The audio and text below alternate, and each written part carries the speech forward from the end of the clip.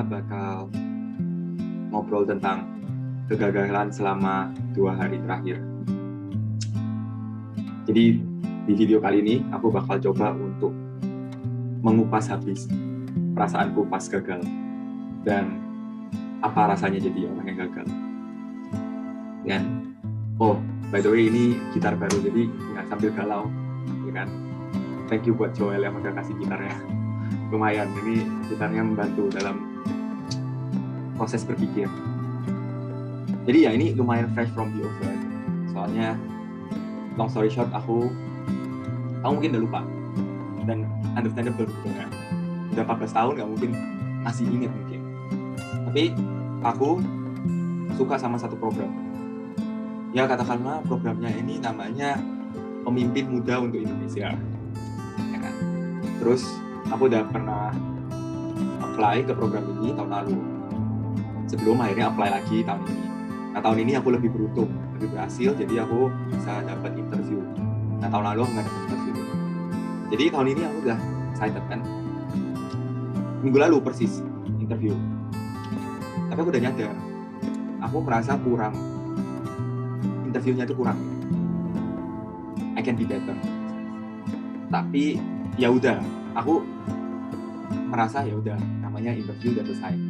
Nah tapi meskipun pemikirannya begitu ya kan, tapi pas malamnya itu aku susah tidur dan kepikiran gitu. Misalnya jawabanku itu A, aku itu tulis esai ini gara-gara ABC. Tapi aku mikir, sebetulnya aku reflect lagi, harusnya aku ngomong DEF. Sebenarnya yang bikin aku tulis esai itu ABCDEF.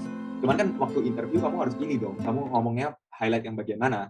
Jadi aku highlight bagian yang menurutku kurang penting. Ya udah aku highlight ABC instead of DEF.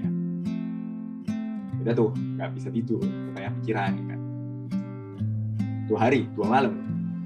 Ya pikirannya sebetulnya regardless logik. Oke. Kasih tahu dulu.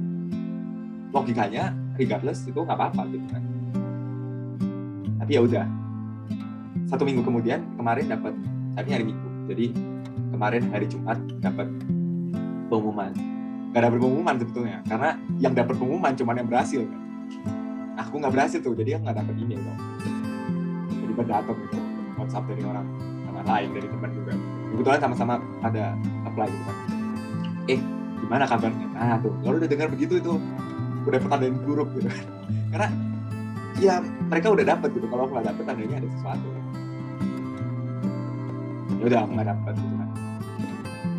Nah, aku mau ceritain tentang proses cara aku untuk berusaha mengupas habis pikiranku pas aku habis gagal.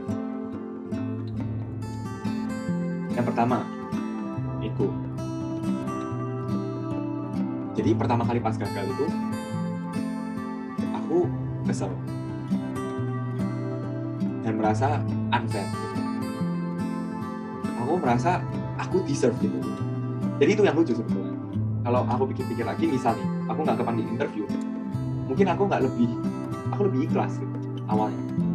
Ini hari Jumat ya, sama ya pas minggu lalu pas interview baru selesai terus masih galau-galau itu, atau prosesnya mirip-mirip gitu. Itu semua tentang ego. Aku pikir-pikir lagi, ya kalau misalnya aku nggak dapat interview, aku lebih legawa gitu. Ya udah. Tapi karena ini dapat interview, aku taruh identitasku ke keberhasilan interview tersebut. Karena aku consider myself as a good conversationalist, jadi makanya interview harusnya lebih mudah dong. Tapi nggak berhasil tuh, egoku kena kan. Tapi selain itu kena juga kedua, itu ada temanku yang dapat kan. Nah, aku jahat mungkin, ya kan. Tapi pemikiranku kayak temanku yang ini nggak cocok loh dapat gitu misalnya.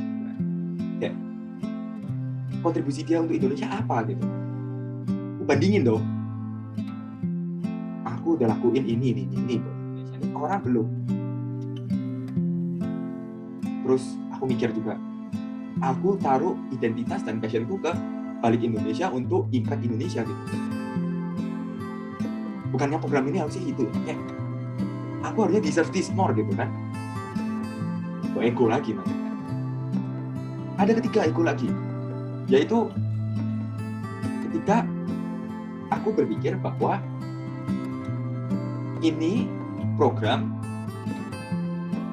define my identity. Padahal sudah lama sering terjadi kalau aku habis dapat, misalnya aku pingin punya sesuatu, pas nggak dapet itu aku punya imajinasi bagus tentang hal itu, tentang program ini bukan program ini tapi kayak program yang lain.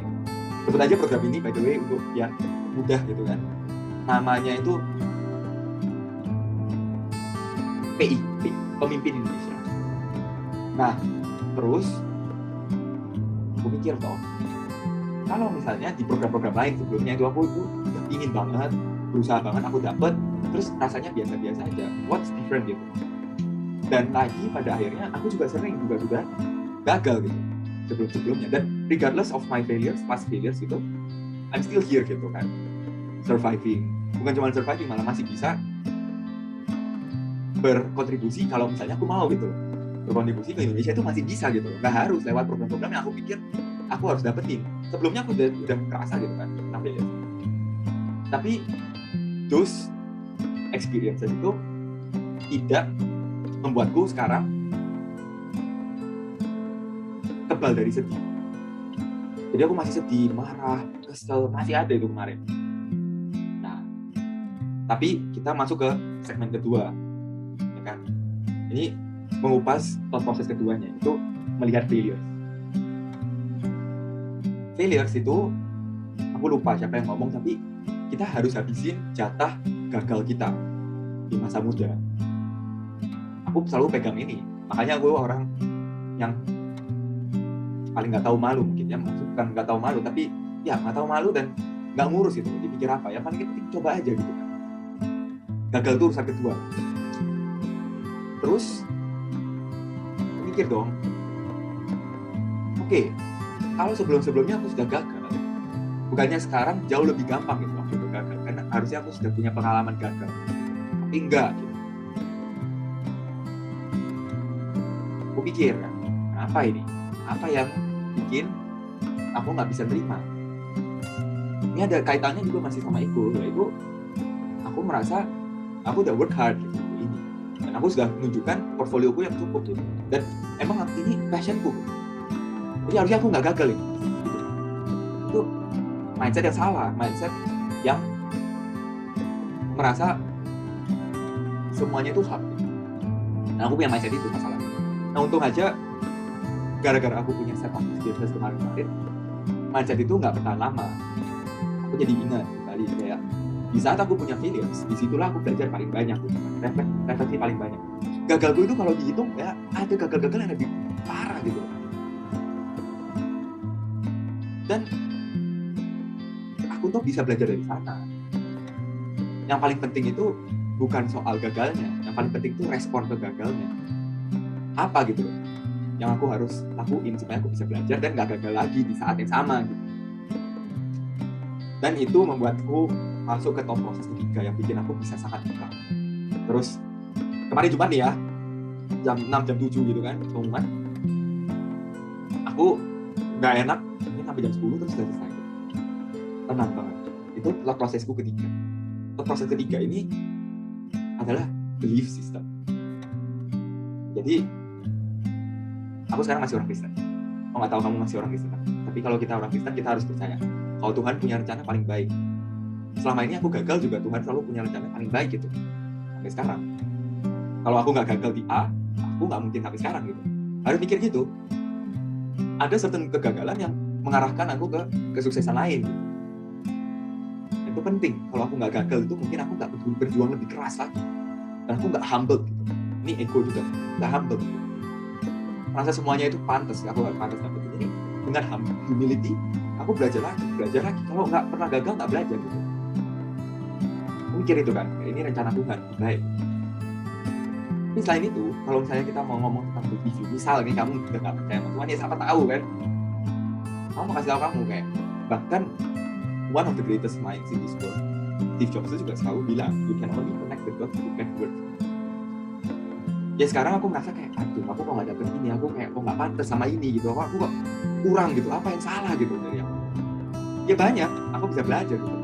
Dan mungkin dengan refleksi-refleksi tersebut, aku jadi bisa improve myself much better gitu. Dan mengarah ke trajectory yang aku mau. Jadi suatu saat aku bisa melihat kegagalan ini sebagai sesuatu yang aku syukurin. Gampang, aku juga sering kok gagal kemarin-kemarin. Dimana kalau aku nggak gagal ya, belum tentu aku itu nyadar kalau aku itu masih kurang banyak loh. Ketika kita sukses itu kita nggak pernah refleksi. Kayak, oh ada nih yang harus aku tambahin ini. Kalau kita sukses itu selalu mikir kayak, oh ya kita udah bagus gitu. Ini kalau misalnya kita gagal, nah itu saatnya yang paling baik. Dimana respon kita itu yang paling bagus gitu. Dan ini aku mau cerita kayak gini, kamu ini penting, kenapa? Karena aku yakin kamu umur 35 mungkin gak gagal lebih banyak dari aku, tapi mungkin kamu gagal di tempat lain.